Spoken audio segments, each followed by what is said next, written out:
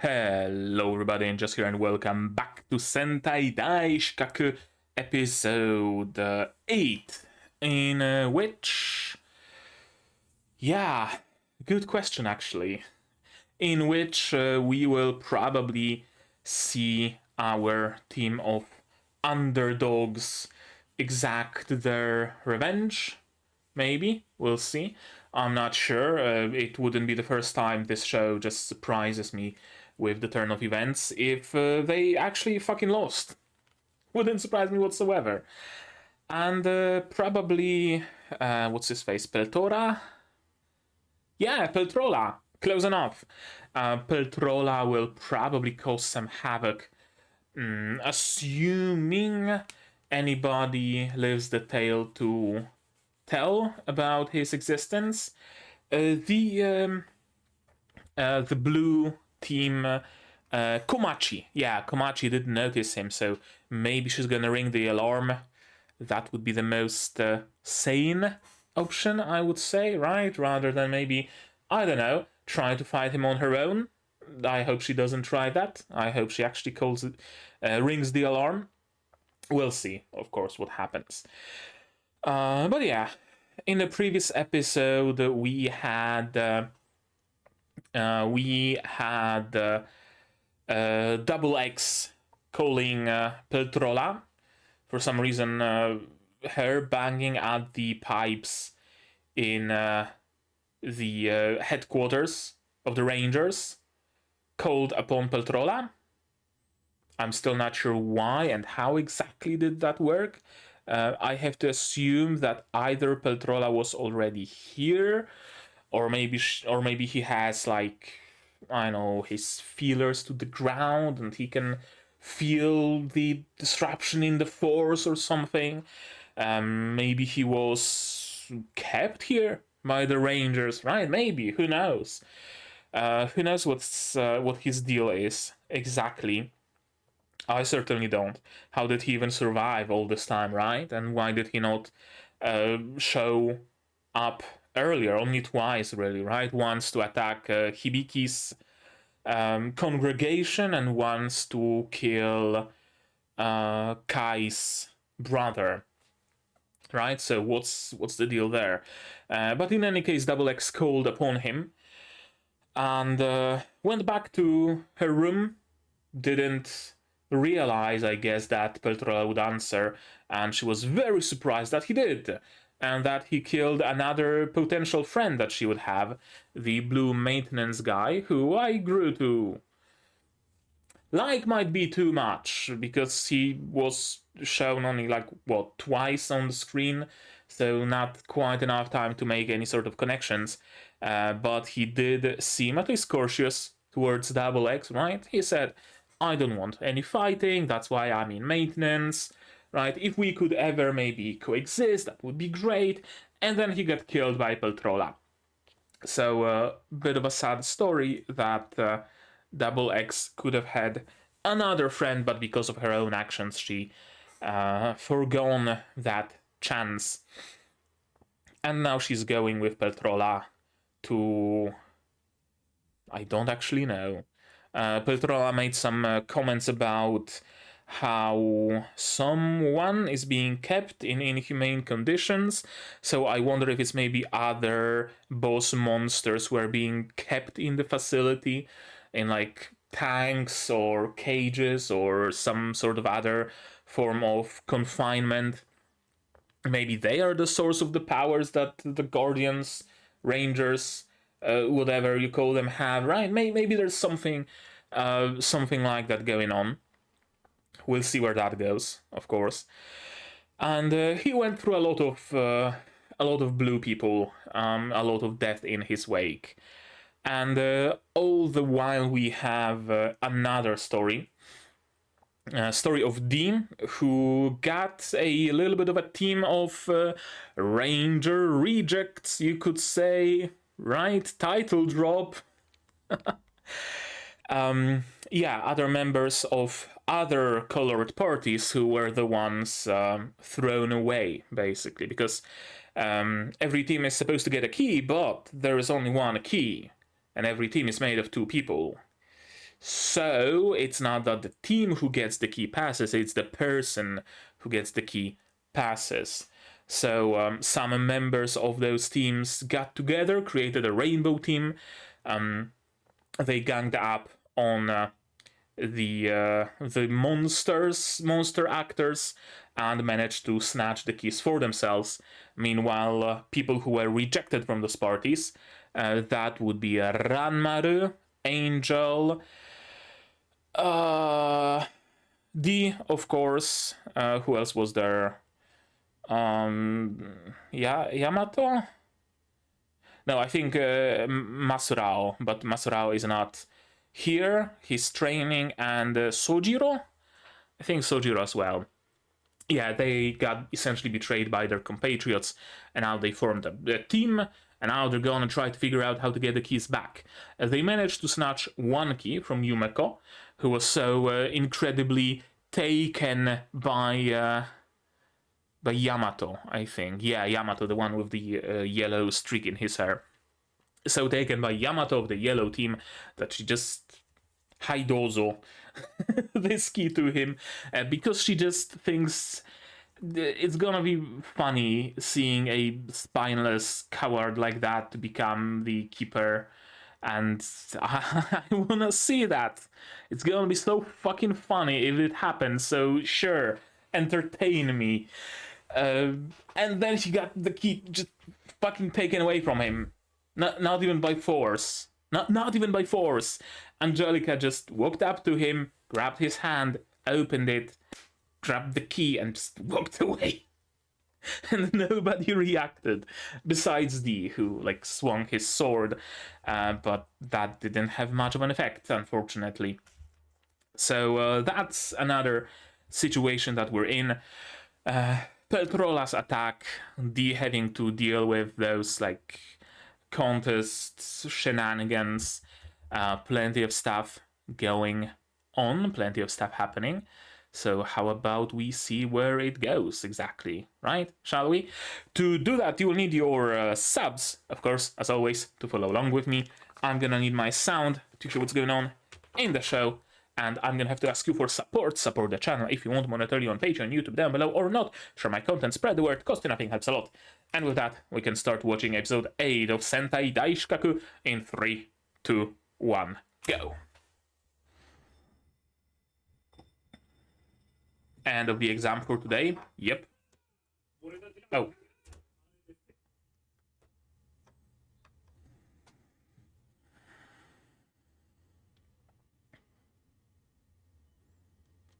Yeah, that goes like beyond carelessness.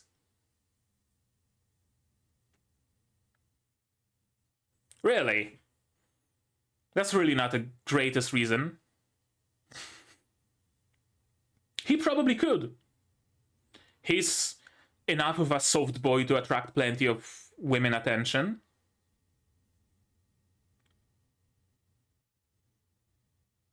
Yeah, they're childhood friends. That's gotta hurt. What are you counting down to? Or up? A minute.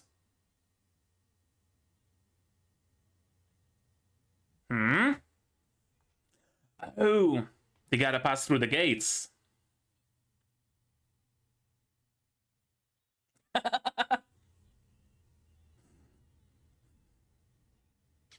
She fell for the exact same trick.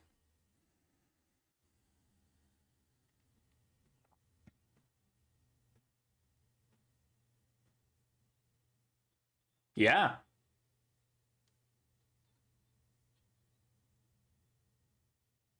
Oh?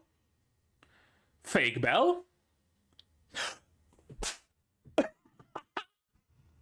Is that it? Fake bell.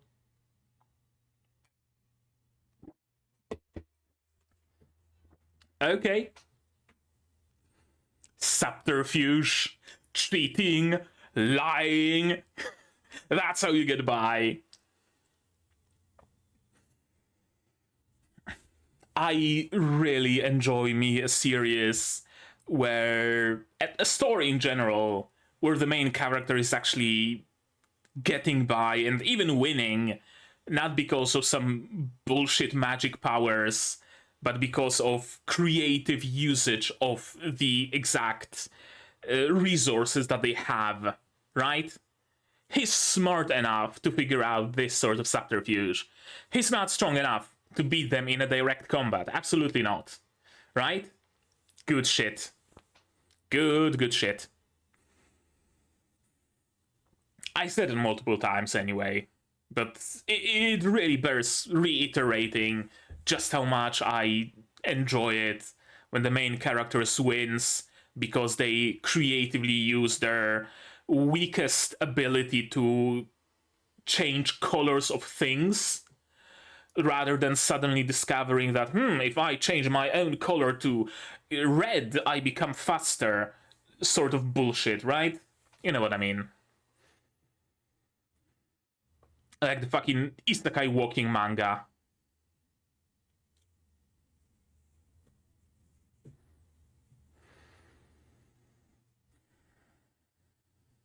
Yeah, using their own like strengths.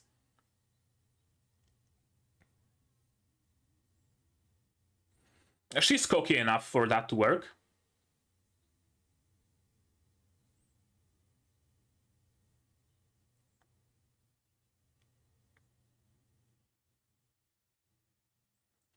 Yeah, at least we're gonna have like what, Yamato pass. Nobody else would because they don't have any other keys, but at least Yamato will manage.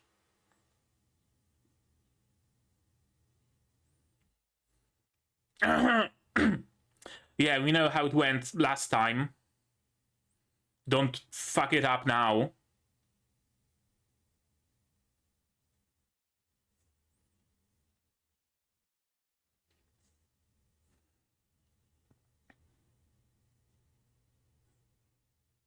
Nice rotating camera shot.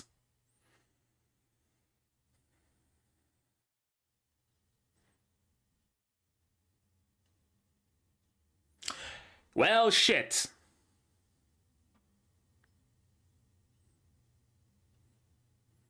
Should have, like, threaded one of your chest belts through it to keep it on you. And the key is in nobody's hands? Or did he manage to snatch it?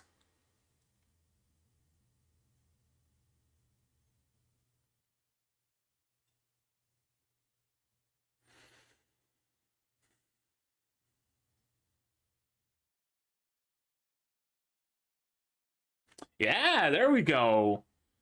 Great success.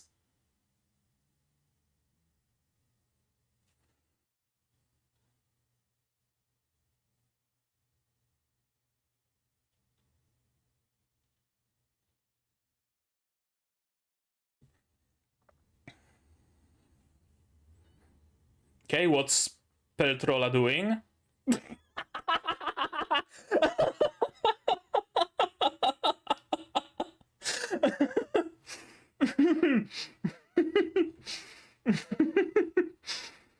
Oh.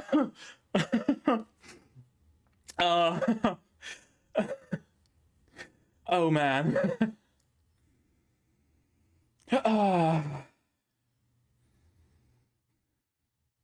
What are you trying to say?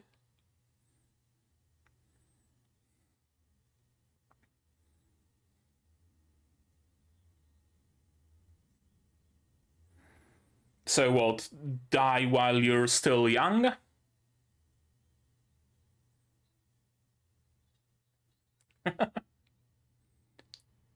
Oh, of course, her weak point is her age.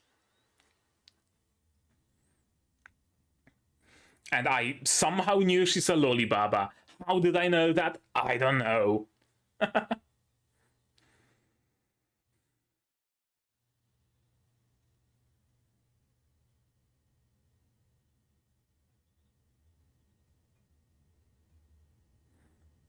That's some puffy hair. Yeah. I mean, that's your unique ability, that's your unique skill. Everybody has their own strengths. play towards those unique strengths of yours, and you might just about win.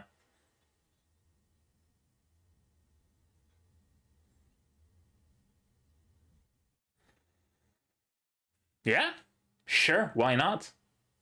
Makes it easier to destroy the organization from the very top. No, actually plausible.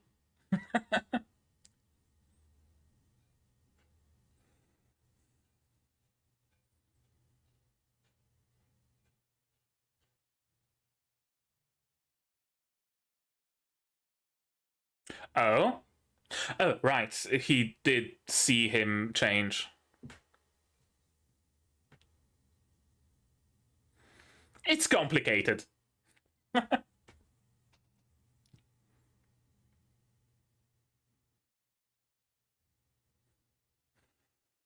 Very good question, actually. Right? Yeah, he doesn't care that you're a fighter. You're a friend, first and foremost. You're someone that believed in him. You're someone that remember to hydrate yourself.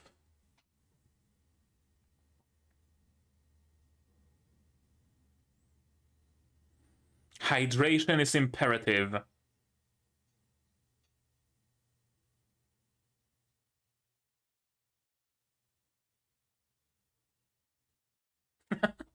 I mean, yeah, that's true.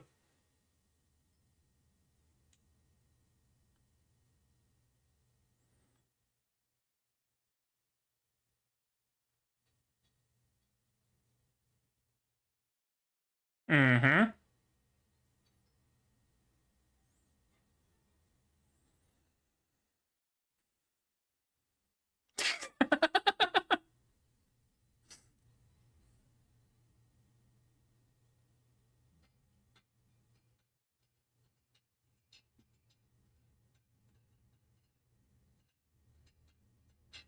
Oh, so yeah, not Masurao, but Tsukasa.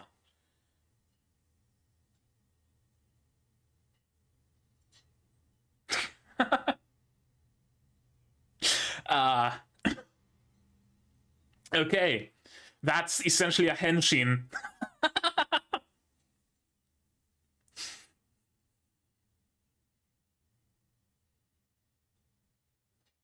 Yes, but a very useful one.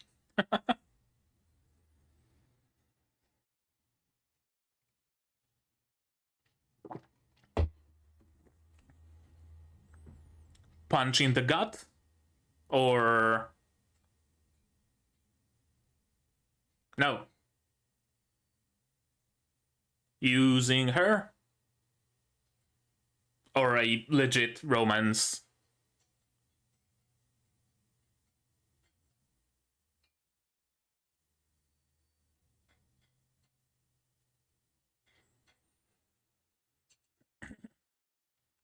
I mean, yeah, you're good with technology. Right, he probably only joined Blue because of uh whatchamacallit, the other dude.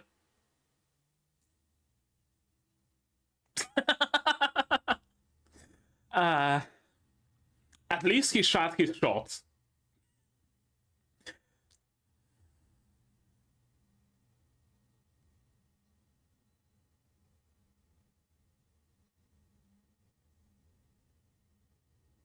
Yeah? Maybe we don't need to kill each other, right? Maybe that is a possibility. Are you? Or are you actually concerned? But he no longer is. Please don't run into Peltrola. Please don't die. I like you, Shorty.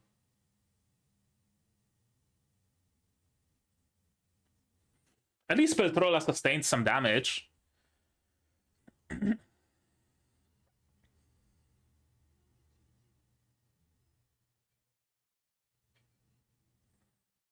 Don't you have, like, I don't know, fire alarms on the walls or something?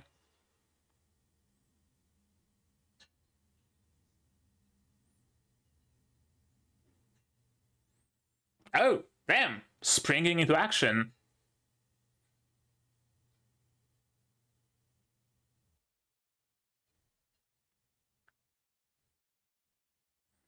And you had the time to get in yourself, you know?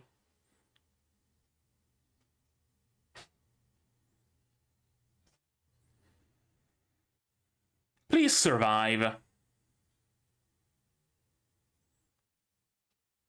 It wouldn't be out of character for the show to kill him off, but I hope he survives.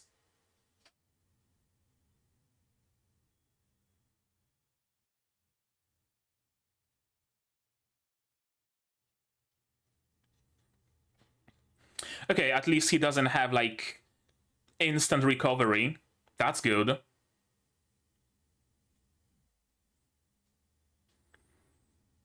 I hate bullshit recovery powers on enemies, on villains. Oh, yeah, maybe let's not do that.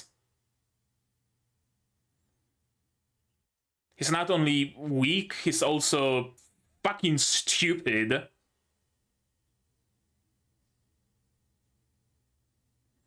Yeah, manipulating everybody.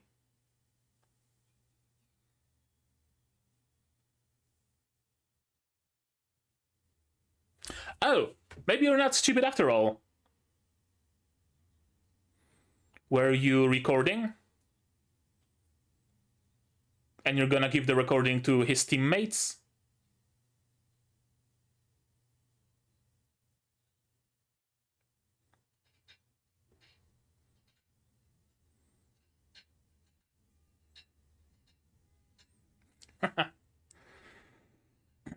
Yeah.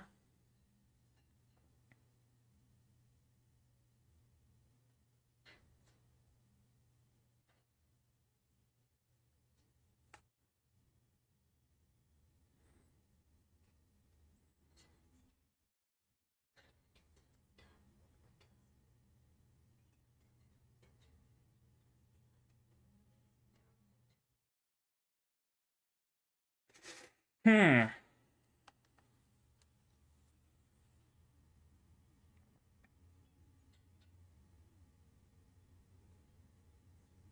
Of course.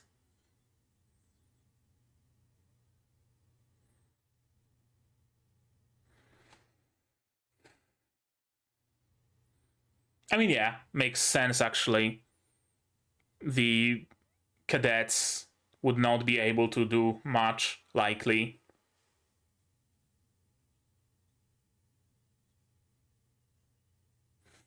We've lost Ranmaru though.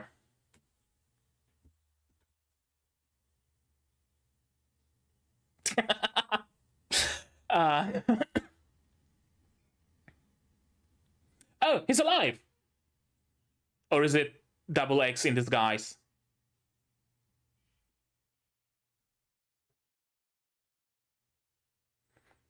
It's not him, is it?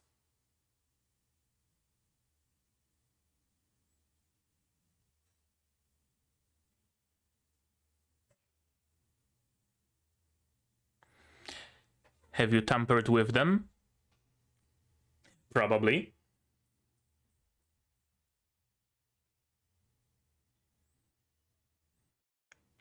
Oh, you're going to die.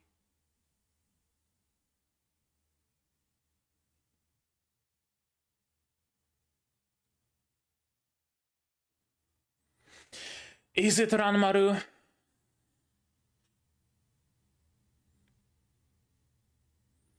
No, he was just hoping to get in your pants, probably. Yeah. That much is obvious. En garde! Or that. That also works.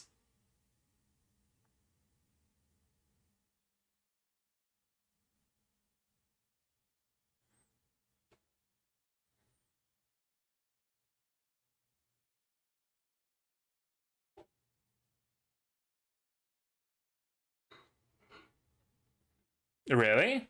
How can you tell? Or is it that Peltrola maybe actually isn't a boss monster? Good question, actually, yeah. What's the deal with Peltrola? Oh, yeah, he obviously tampered with it. Like, took off the limiter or something.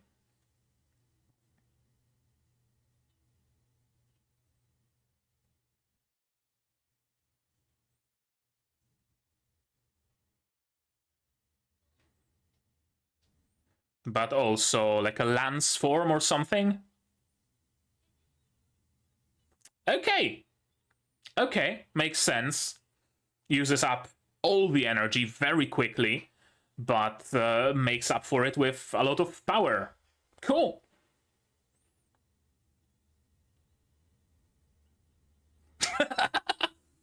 Unlimited power. Yes, exactly.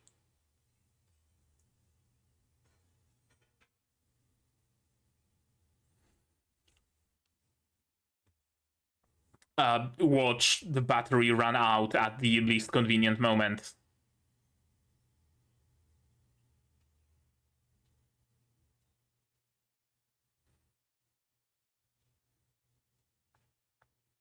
Okay, at least the smoke is obstructing his wounds.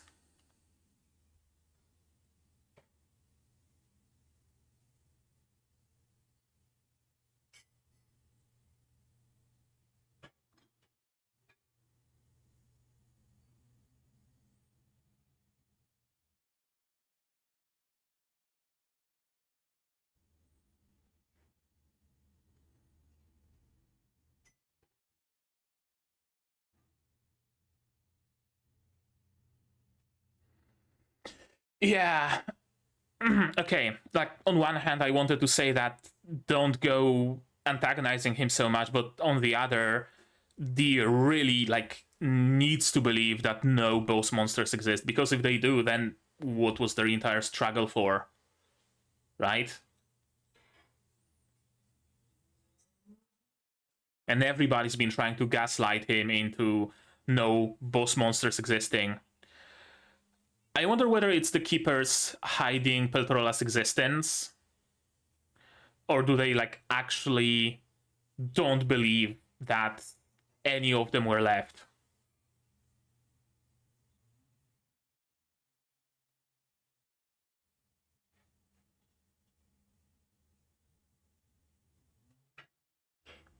Okay, we have something in common.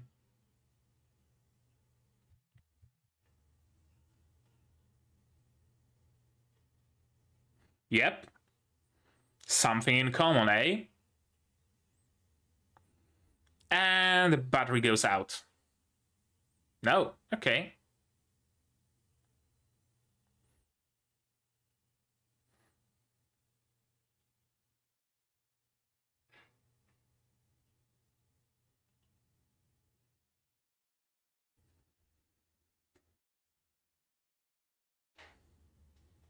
Okay, so he had the rings on his neck. Their parents' wedding rings must be. They probably also died to monster attacks.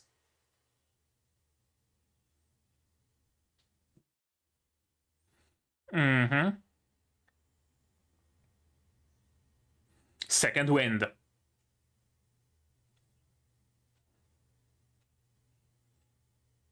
Or maybe not.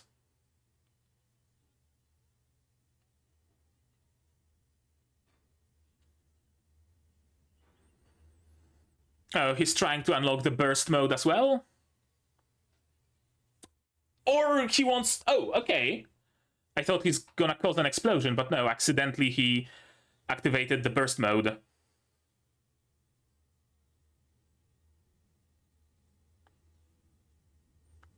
Sure, we had a final battle between them, and that was a very short episode.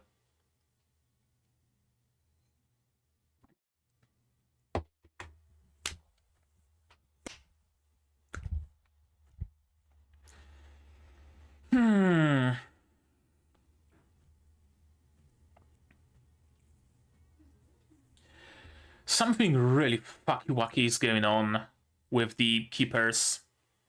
Even more than like we already knew.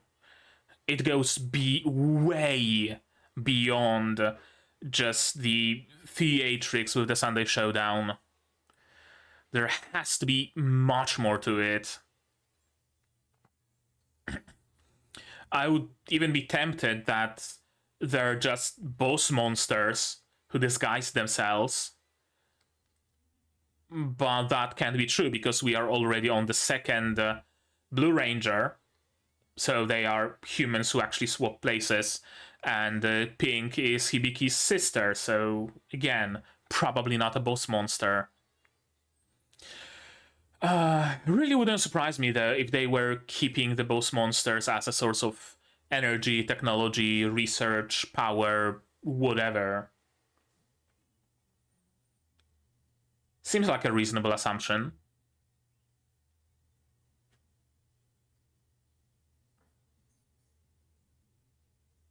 Oh?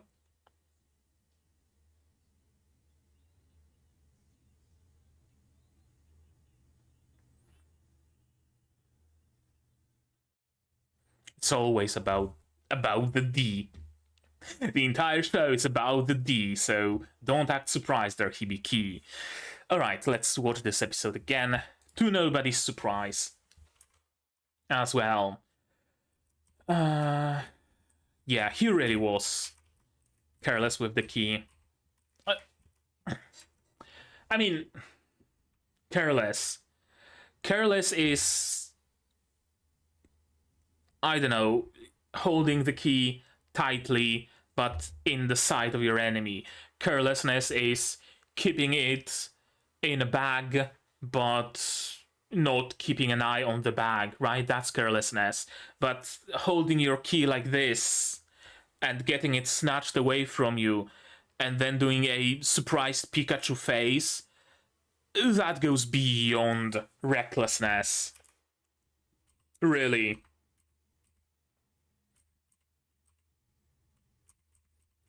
Yeah, very nice trick. Yeah, second day isn't over yet.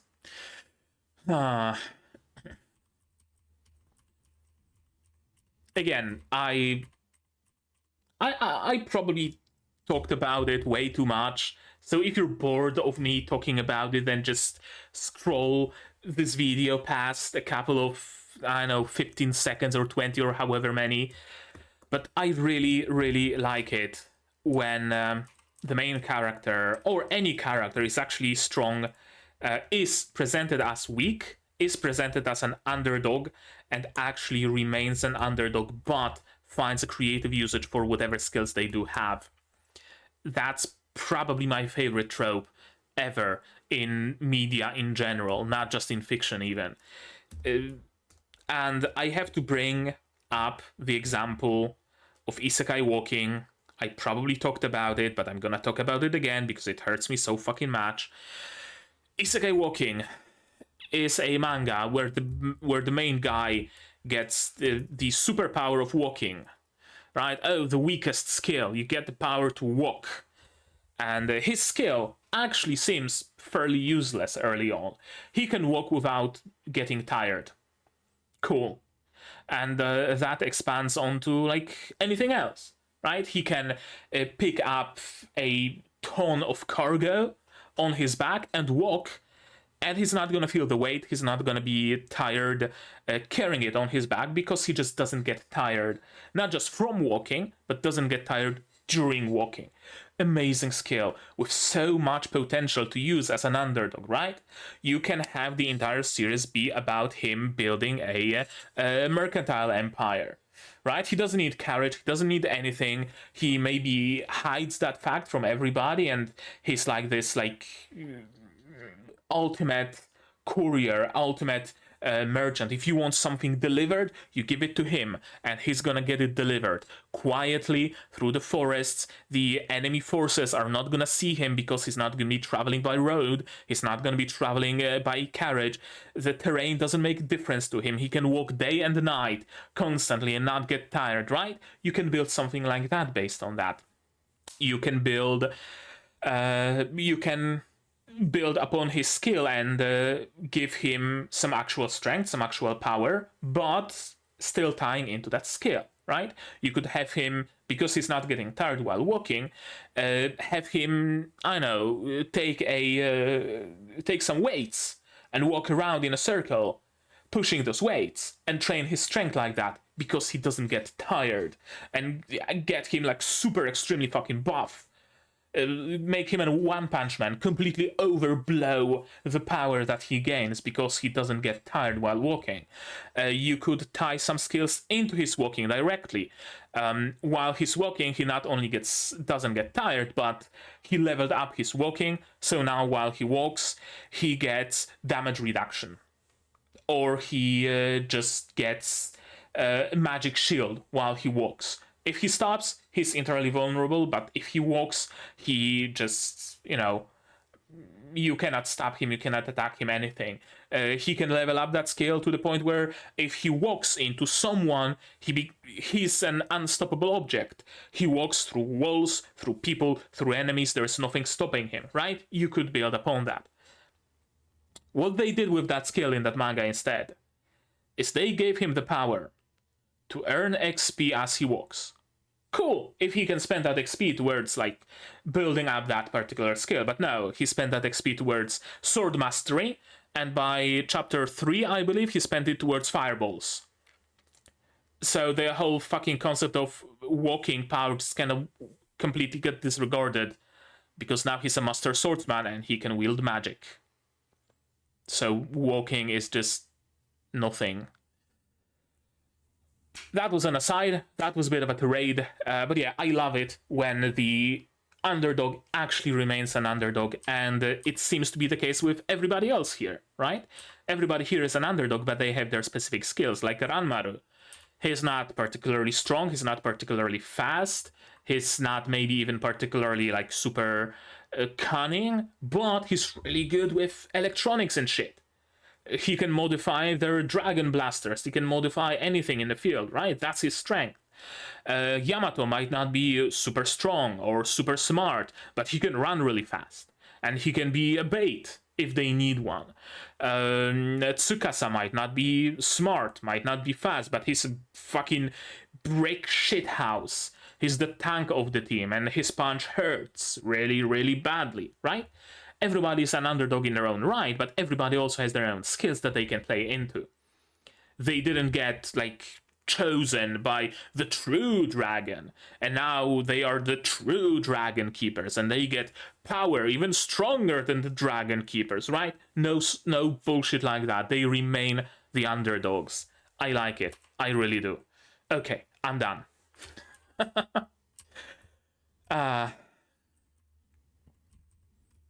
I swear I'll protect it. And this time he actually did. He actually did. This is... I'm reminded of that scene from... I think it's either Gundam or some other, like, Gundam-like show with, I think, like a little child also getting fucking vaporized by a laser beam. You know what I'm talking about, right? It's... yeah, I'm reminded of that scene. Then you wouldn't need to suffer this pain. Huh.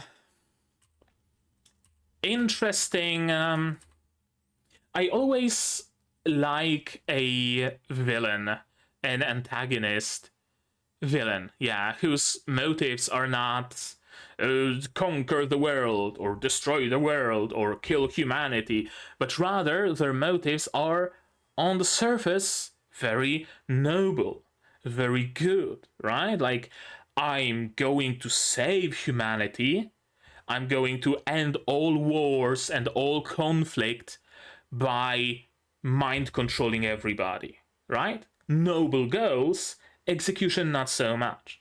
And Peltrola falls into that category. He doesn't want to destroy all humanity because he hates humanity or whatever. No, he takes pity on them.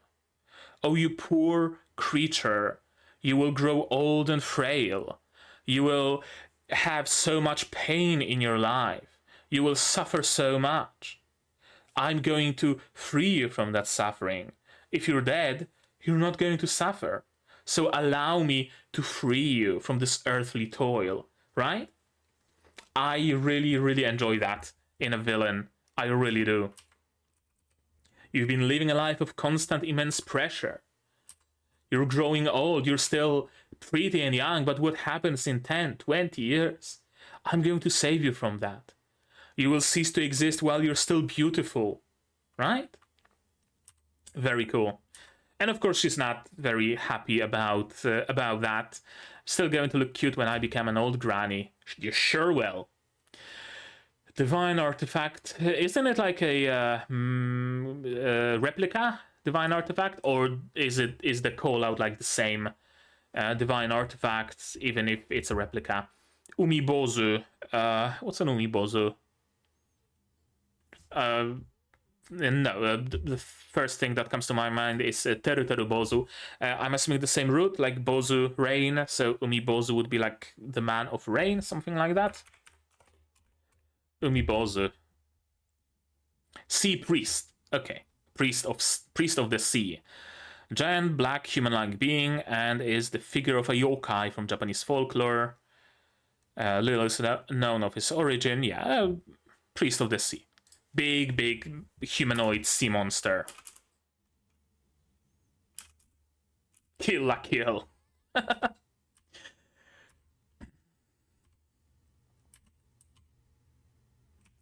Yeah, us as Dragon Keepers, why not? Aren't we comrades? Yes, we are. Even if you're denying that, D, even if you don't see it that way, you are comrades. You don't need to scare Ranmaru for him to not reveal your secret. No, he's not going to reveal it out of his own volition. You're a friend. You're someone who picked him up when he was knocked down. You're someone who sees worth in him, right? That's enough. And I wonder if maybe D will realize that and notice that, hey, maybe we could actually coexist to some degree. Maybe my that's actually an interesting thing about Peltrola existing. Because it might get to the point where D gets disillusioned with his initial goals, with his initial like task of conquering the earth, right? We suffered so much for the boss monsters, but Peltrola just went into hiding. Instead of trying to liberate us fighters, instead of trying to continue the fight, no, he hid. He hid himself. Are we really nothing to the boss monsters? Should we really keep fighting their fight? Or should we form our own goals, our own opinions, our own targets? And should we perhaps strive for coexistence? There are people, there are humans willing to coexist. So why shouldn't we try that? Right? Makes sense, I would say. Let me note it down. Actually, D gets disillusioned with boss monsters. Why did Peltrola not liberate fighters? Question mark. And oh, I'm slowly running out of space. D rebels against fighters' initial orders, right? He rebels against the people who want to kill them, who control them, like the keepers. And now there seems to be another group of creatures that used to control the fighters and will probably like to control them once more, the boss monsters. Let's rebel against them as well. There's no difference, right? No matter how many ants may gather, they are no match for a dragon. Right, so he wanted to chase after Masurao's physique And he decided that he's not going to be able to do that. So he just gave up and deflated. Pushed through the pain of her injury. Yeah. He's unrivaled when it comes to escaping. We all have our strong suits. And if we're together, we can do it. You don't need to fight him anymore. We have one key.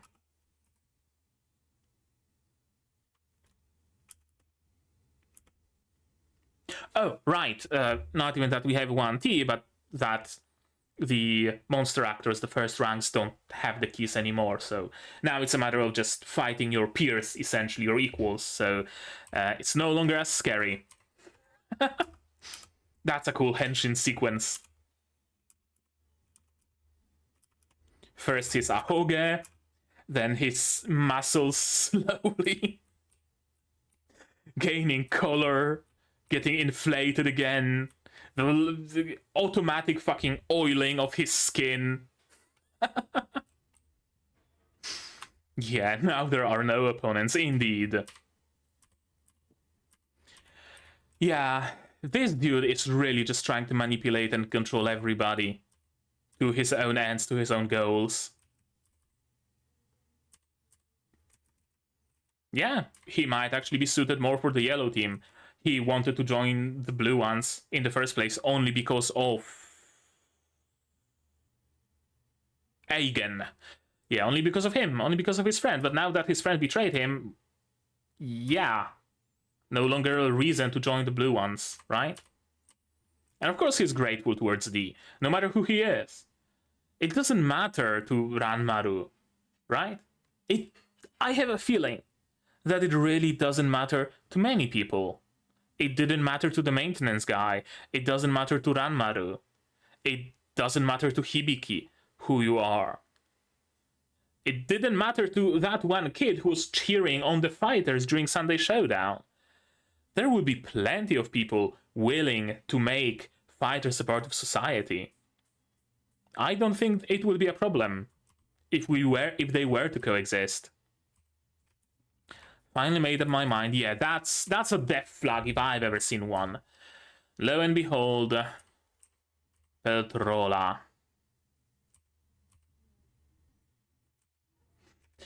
Yeah, my dear lost sheep, I shall save you one by one. He's saving people, not killing them. In death, salvation. Yeah, he truly is a hero.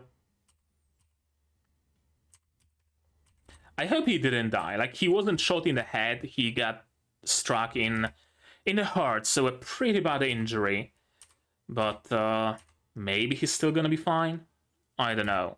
Something's shady about him, I just don't know what exactly. And yeah, of course. Of course he's trying to manipulate another person. Oh, I've always preferred having you over Yukino. Obviously, of course. Yeah, I don't like him that much anymore. I would exchange you both in a blink of an eye. Why was he here even? If he just agreed to meet and then denied that to rub it in Sojiro's face? Or was it a I don't know. My first assumption would be that he was recording that and he would play that conversation to Angelica. But I don't know what his purpose here was, honestly. Maybe it was more apparent in the manga. I don't know. Okay, so we don't know what happened to Ranmaru. We don't even know what happened to Komachi. Several blast stains on the other side. Yeah, Komachi took the lift and was taken somewhere. Where exactly there? Nobody mentions her, so I'm not sure whether she's in an infirmary or is she in some underground area of the facility, discovering the secrets of it that were kept away even from the rangers that only the keepers know. Something like that, maybe? Actually, that's not a bad theory.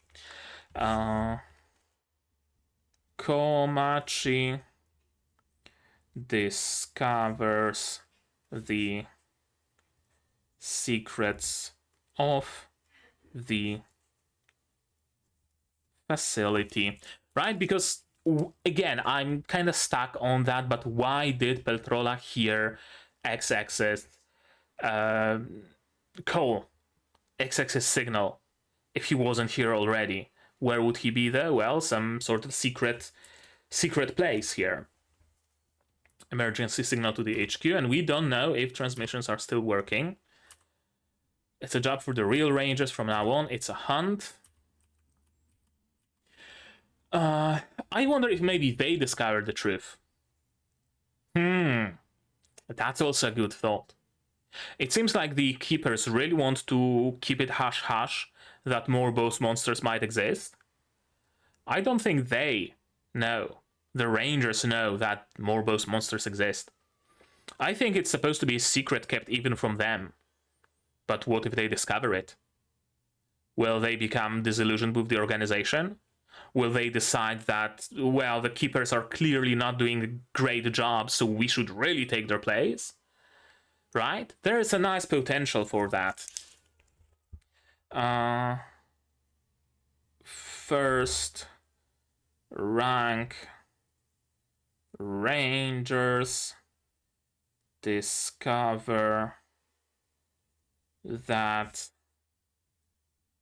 bosses are not all dead or other secrets.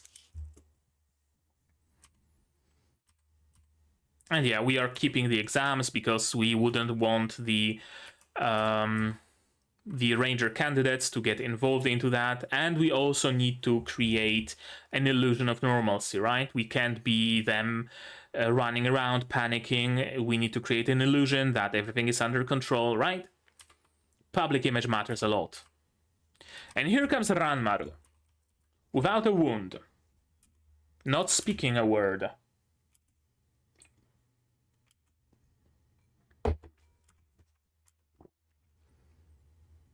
As if nothing ever happened.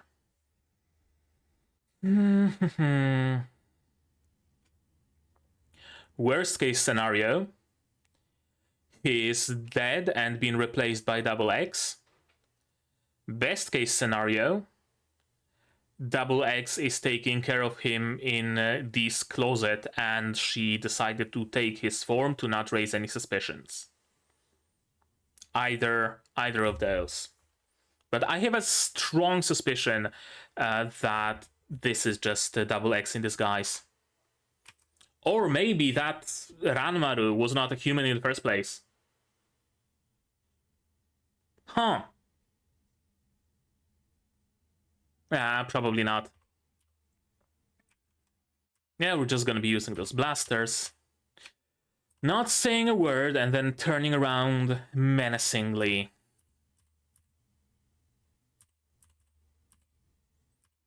Yeah, we take out the limiters, sword, gun, and burst form.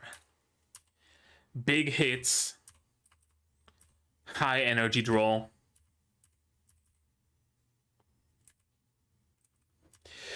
Right, I was initially about to comment on how Dee really should drop his habit of needlessly antagonizing people. He's cocky. He's cocksure, for sure. Absolutely, it's perfectly within his character to do that. Yeah, but I thought that he really is antagonizing Kai here for no reason at all. Especially since if you antagonize people, they might get a second wind. That's a very common trope in anime. But if you think about it, Dee really, really needs to believe that boss monsters are dead. Right? Kai believes that they are not all dead because he witnessed that.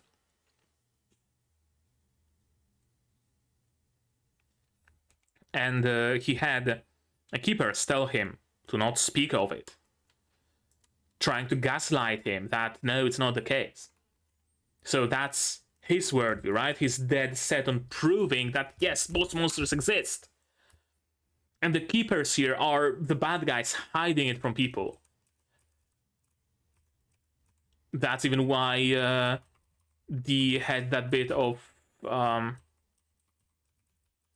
superimposing his face onto his own, right? Because Kai, yeah, here, Kai also wants to take revenge on the Defense Force. He's also been oppressed by them. They're essentially brothers in arms, if you think about it. Right? Yeah, he's just you. He has the same motivations. But the fact that he talks about both monsters existing doesn't sit well with Dee. And that's because he needs both monsters to exist, as I said already. Because if they don't, then what was there... He needs both monsters to not exist. Because if they do, then what have the keepers been... What have the fighters been doing all this time, right? If the both monsters are still out there, are still alive, why were the keepers not... Why were the fighters not liberated? Why were they not saved? Why were they not given orders? Why did the boss monster just hide themselves? Completely ditching their faithful servants. He needs them to not exist.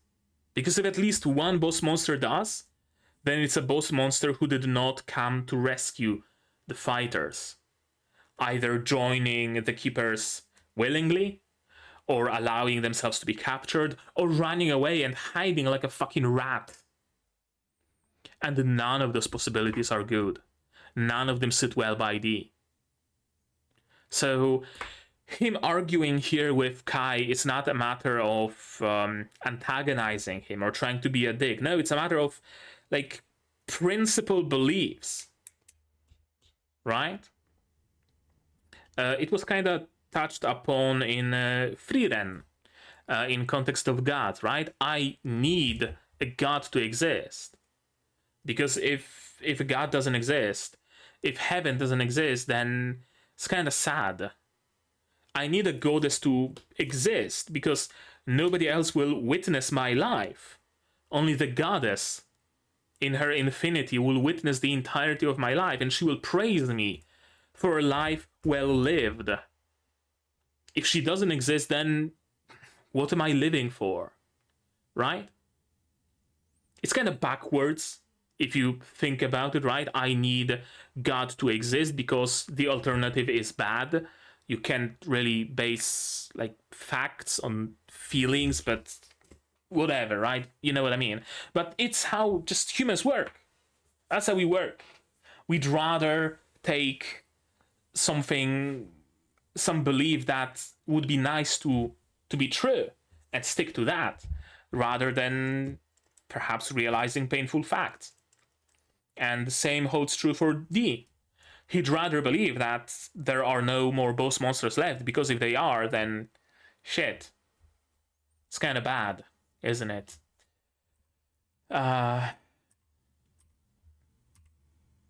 Congratulations, big brother. Yeah, we get a nice backstory on Kai. And yeah, he figured out how to turn his sword into burst mode. Apparently, all you need to do is chip off the end of it. Ranmaru did a bang-up job. And that's it. That's it. That's the episode. And in the next one, we're gonna see some more Double X, I assume. Battle Fever Fighter D. We're gonna have D fight against Kai. We might even dip into the other fights that are gonna take place. Yeah. And we might, I hope, we might follow Komachi wherever she is right now. But that might as well be left for episode 10. Episode 10, Big Discovery. Episode 11, dealing with that discovery and amassing forces. Episode 12, Fight with Peltrola. I can see that. I can see that happening. Is it 12 or 13 episodes? 12. Okay. I can see that happening, for sure. But what I can see happening right now is the end of this episode. So, yeah. That was a good episode. It really was. It really made me wonder just how deep does the conspiracy go? And it really makes me wonder, where exactly is this show going? Many times it completely subverted my expectations. So I wouldn't be surprised if it did so again. But I think now I have a decently good idea on where in general it's going to go. I think the conclusion will be that Dragon Keepers were exploiting everybody around, boss monsters were exploiting everybody around. We will raise up to the both of them. D and his team of misfits will rise up against the Keepers and will rise up against the remaining boss monsters, should there be any. And the ultimate resolution will be getting fighters integrated into humanity, revealing the truth to the public and integrating. Alternatively, actually there. That would be such a great ending to this like entire story. Imagine last episode, chapter, whatever. Everything has been revealed, right? All the truths. Everybody knows that the Keepers were scumbags. The Keepers are dead. Everybody knows that the boss monsters were scumbags. The boss monsters are dead. Maybe we're gonna see like Pink left alive. Maybe we'll see. All of that is, revealed. Fighters get integrated with humans, but fighters need to find a place in society for themselves. And they figure, you know what? Sunday Showdown was the staple, and we were kind of good at that. So let's continue with it. But out of our own volition. We're going to figure out a nice cool monster every week, and you, new rangers, you're gonna use just your regular swords. You're not gonna use the relics. Maybe the relics have been destroyed, I don't know. And we're gonna have a fight, and it's gonna be televised. That's gonna give some money to the fighters, right? They're gonna be able to make their keep. They're gonna have something to do. They're gonna be able to have fun, and it's, everybody benefits. The organization of rangers can still be left existing, maybe just helping humans in general, right? Carrying groceries for old ladies and saving people from fires. In general, just a team, a group, an organization of superheroes. The fighters are the performers, right? Everybody lives happily ever after. That would be such an amazing finale to this series as a whole. I wonder if that's what they might go for. I'm not sure if the source material is done yet or not. I don't think it is. If it's not, then author, if you're watching it, feel free to use that idea. It's MIT Creative Commons, whatever license. Use it freely if you want. Write a fan fiction about it. If you're not an author and you're still watching it and like the idea, why not? Go ahead. You have my permission. A very good episode. That really made me think about where this show is actually going, where the story is going. Yeah, I think that's it. I think that's it.